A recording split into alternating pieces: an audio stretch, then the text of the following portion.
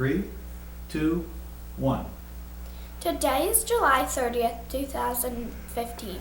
We are conducting this interview at the Sheffield Historical Society in Sheffield, Massachusetts. We are interviewing Richard McGinnis. Richard's birthday is November 11th, 1940. The people conducting the interview are Michael Norris, Nadia Maycook, Grace Maycook, and Travis McLaughlin. The camera operator is Paul O'Brien. We are working with the Sheffield Historical Society. Our questions are grouped. We will ask you about growing up, about school, and about working. Growing up, where were you born? I was born in Bronxville, New York, near New York City. Where did you grow up? Grew up on Long Island, Manhasset, North Shore. What was it like? It was typical suburbia.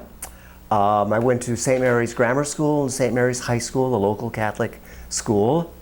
I was taught by the nuns through 8th grade, and then the Maris brothers in high school. I can tell you a great story about the nuns. Should I tell you a story? Later. Okay, okay. Who were your parents? My parents were James and Marjorie McGinnis. My dad was a pilot for Pan American. My mom was a mom. What were your parents like? Dad was an engineer. He went to MIT. Smart guy, very compassionate, very kind. But he was away a lot because he flew in the 30s, 40s, and 50s, and he started the jets for Pan American. So he was away. He'd be stuck for 2 weeks, traveling to India or something, and then come back. How was your relationship with your parents? It was pretty good. My mother could be a nice big word, tempestuous. So that was a little dicey on occasion. But Dad was a good guy, but he would be firm when he had to, and I have good stories about that too. Did you get in trouble?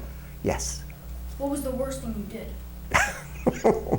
I started a fire in a waste paper basket in my basement of my house when I was, 6. It didn't get me just a little. It got put out real quick, no danger. Do you have any siblings? I have a brother, a younger brother, and a younger sister. What were they like growing up? My brother was also an engineer. He went to RPI, and he lives in Albany. And he and I were sort of strangers growing up together because I'm a language guy, French and Spanish, very different. And we used to vie physically. Remember, we got into a fight when I was about 7 or 8, and I won because I punched him in the nose, and he didn't hit me back because my brother's 6'4" and 240, and he knew he'd have killed me. So, and my sister was lovely, 6 years younger. She's a chaplain hospital chaplain down in Alabama at the moment. What did you look like? A scrawnier, thinner, shorter version of myself, basically, without the glasses. How would you describe yourself as a child? Intelligent, inquisitive, athletic. I enjoyed life. I was a Boy Scout, became an Eagle Scout. Camping was important. Were you happy? Yes and no. Most children are sort of yes and no is probably the right answer. What is your best memory of childhood? My best memory of childhood. Probably one of the greatest memories of childhood was as a tenderfoot scout camping at an overnight camping when I cooked my first meal. It was hot chicken noodle soup. Best soup I've ever had in my life. Because it was pouring rain and it really hard to get the fire started. What was your worst memory of your childhood? Well, this gets into one of the stories with the nuns. Because the good sisters, one thing you have to remember is many of these nuns were 18-year-old women. They were still going to college. They were young. And so I'm in first grade. And so we go from the school into St. Mary's Church. We're all lined up going into the church. And the boy in front of me had his hat on. And I'm about to go in the door and I say, "Take your hat off." Uh-oh, there's a nun right there. As I come in, she says, "Dickie McGinnis, no talking in church. Go to kindergarten for punishment." Well, and she said, "Mary Nicholas, take Dickie McGinnis to kindergarten." And I would have normally gone. I realized that wasn't really fair. She didn't understand what was going on, but she was young. But the problem was my kid brother was in kindergarten. There was no way I was going to be embarrassed in front of him being sent to kindergarten. So Mary Nicholas and I walked up to the school, this epic moment in front of the school steps. She says, "Come on, Dickie, we got to go in." I said, I'm not going, I'm walking home. And I walked home, 1.5 miles, 6 years old. And I remember, I can still hear her saying, "Dickie, come back, Dickie, come back." I just walked home. Dad was home when I got home, and he said, "You're out early?" And I said, "Oh yeah, they let us out." So. Did you have a nickname? And you've heard it, Dickie. Yeah. Who were your best friends? Kenny Dornick and Gordon Miller. What were they like? Kenny and I used to basically play childhood games, play with bottle rockets, stuff like that. And he was an early friend. Later, he started dating girls, and I just didn't understand that at all. So Gordon and I were on an undefeated basketball team when I was 15. PBC, Police Boys Club basketball team, 15-0, the Manhasset Braves. Great moment. How would you describe a perfect day when you were young? A perfect day would be hopping on my bike, going with my basketball to Plandome Road School that had outdoor basketball courts, meeting Gordon and my other basketball friends, playing ball for about 2 hours, working up a good sweat, hopping back on my bike. We had a pool in our area, going and swimming all afternoon. And then the best feeling ever is on your bike, just in your bathing suit, soaking wet, flying down a hill, just feeling totally free, like a bird, going back home. What did you think of your life would be like when you were older? I really didn't have a lot of dreams. I saw The Sands of Iwo Jima with John Wayne when I was young. It's a World War II movie. And I wanted to go in the Army, and I did. I went to college and went through Army ROTC. So that was one of my images of trying that as a career path. I was good at languages, but didn't quite know what to do with that. So I was a little unfocused. Do you have any favorite stories from your childhood? One of my favorite stories, and again, I alluded to the fact my dad was a kind, loving guy, but he could be firm. My brother and I, you know, we're always fighting. We're brothers, only a year apart in age. And he's bigger, but, you know, so we're hacking around. It's after dinner. I think Mom is trying to clean up the dishes. We're in the kitchen in our pajamas. It's February. It's not terribly cold on Long Island, not as cold as the Berkshires, but it gets down to 30s and 20s. And so we're messing around, and Dad gets angry, and he grabs us by the scruff of our collars, opens the garage door, throws us out into this closed garage, slams the door and locks it. And he says, "Cool off." All of a sudden, we're out in this garage. It's freezing. We're in our jammies. We had no idea what we were fighting about. And after about 10 minutes, we decided, okay, I think it's time to go in. So we knocked on the door. "Have you cooled off?" "Yes, Daddy." "Okay, you can come back in." School. Did you enjoy school? Yes. What kind of a student were you? I was a good student, smart, inquisitive, disciplined. I got most dedicated in my high school yearbook. What would you do for fun? Mostly sports. Sports or something associated with Boy Scouts. How would your classmates remember you? Quiet, intelligent, too dutiful, athletic. I guess that's about it. Are you still friends with anyone from that time in your life? Yep, I'm friends with Gordon Miller on the basketball team, and Dick Sharp. Dick Sharp. Oh, I have another childhood story to tell you. Anyway, Dick Sharp. He was a friend who went to the public school, and he was sort of a wild hare. He was a bit of a wild man. So I was sort of very quiet and conservative, and Dick was sort of different. So we sort of enjoyed it. What are your best memories of grade school, high school, college, graduate school? of all the schooling, my best memory of all? Oh boy, probably grad school. I got a master's in French at the University of Michigan, and part of that program was you study overseas. So I studied in Aix-en-Provence in southern France, and didn't associate with any Americans. I only associated with French. And I met Arab immigrants. They were migrant workers desperately trying to make a living, to give money back to their families, and also Marxists. Met my first French Marxists and began to understand where they came from.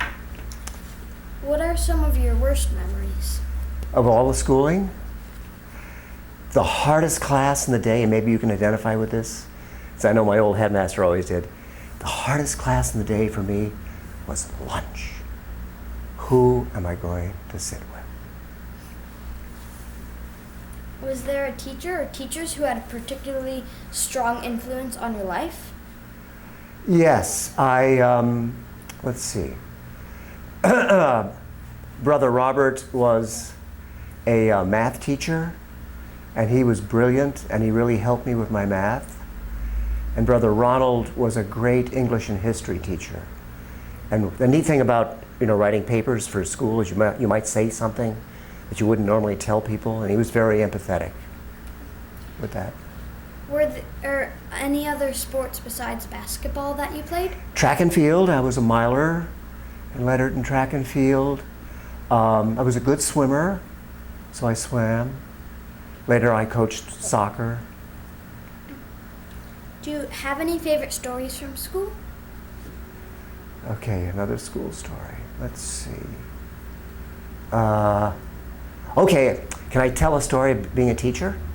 Okay, so I'm a French and Spanish teacher at a prep school called Alamere School in LaPorte, Indiana, where that obscure gentleman named John Roberts came from, whom I taught in French. Anyway, so it's my second year of teaching, and I'm learning how to teach, because when people start, they aren't very good at it. It's like anything else, you get better as you get older. And so I had a good class one day, and one day I'm about a minute late for my class, and I walk in, and there's nobody there.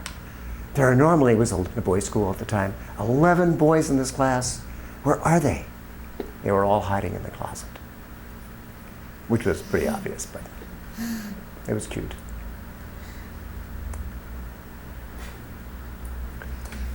Working. What do you do for a living? Okay, I'm retired now, but I taught. I was in the Army for 2 years, worked for the Chase Manhattan Bank for the better part of a year, and Ford Motor Company, and I found that the profit motive just didn't do anything for me. So I started teaching, and I've taught in prep schools in Indiana.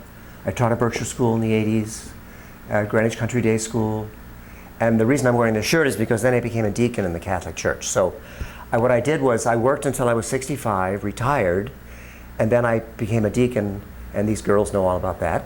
And that's the best retirement job I can possibly imagine. Did you like your job? I love teaching.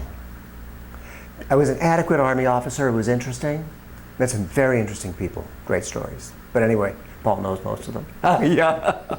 But I love teaching. I love languages particularly because it empowers people to help someone your age become very good at French or Spanish. Because the great thing about speaking a foreign language is you're no longer you, you're somebody else. And it's just neat. It's great fun. What did you think you were going to be when you grew up? Again, as I said, probably I didn't have any clear ideas. I know I wanted to try the Army. But it sort of evolved after that. What lessons has your work life taught you?